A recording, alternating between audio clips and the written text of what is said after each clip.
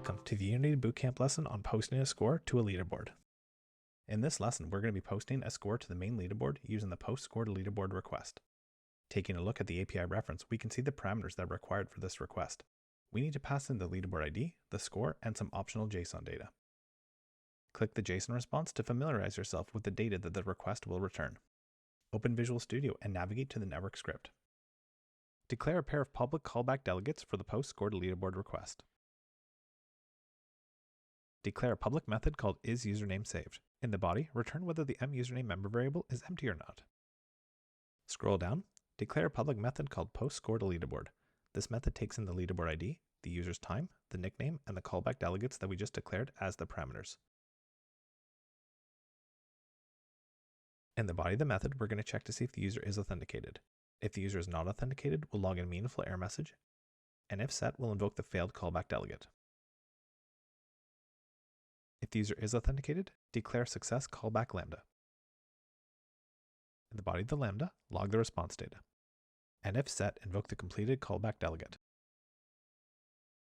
Next, declare the failed callback lambda. In the body of the lambda, log an error along with the status message, and if set, invoke the failed callback delegate. Next, convert the time from a float in seconds to a long in milliseconds. Format the JSON data for the nickname.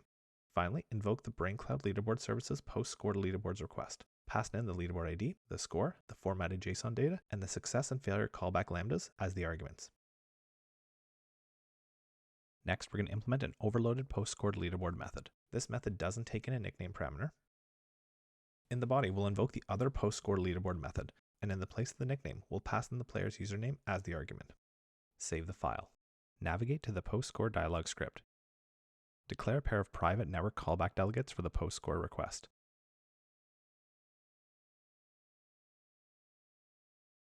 Modify the set method to take in these delegates.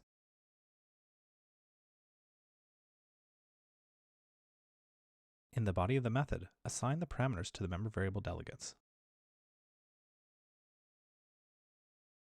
In the onSubmit button clicked method below, invoke the network's post score to leaderboard method. Pass in the main leaderboard ID constant, the time, the input field's text, and the completed and failed callback delegates as the arguments. Then on the next line, invoke the network's update username method. Pass in the text field input as the argument. Save the file and navigate to the dialog manager script. Scroll down and find the show post score dialog method. Modify this method to take in the network's post score delegates.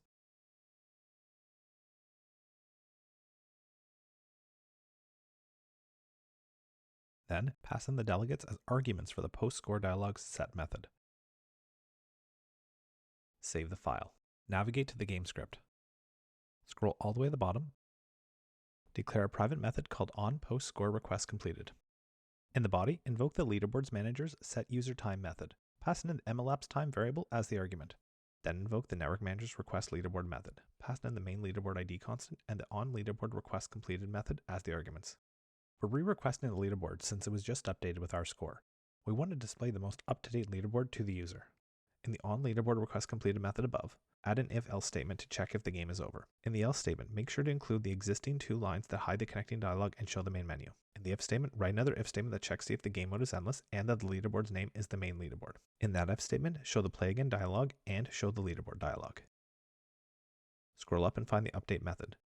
In the highlighted section, delete the to-do statement. In its place, check to see if the user is authenticated. If the user is authenticated, then check to see if the username is saved. If the username is saved, invoke the network's post score to leaderboard method. Pass in the main leaderboard ID constant, the elapsed time, and the onPostScoreRequestCompleted method as the arguments. If the username is not saved, show the post score dialog. Pass in the elapsed time and the onPostScoreRequestCompleted method as the arguments. In the situation where the user is not authenticated, simply add to an else statement the existing show play again dialog statement. Save the file, and then navigate back into Unity. If you need to perform a manual refresh, do so now. Run the game. If we check the leaderboards dialog quick, you'll notice that the score that we posted from the API Explorer in the previous lesson is displayed. Close the dialog and let's play the game and try and beat that score.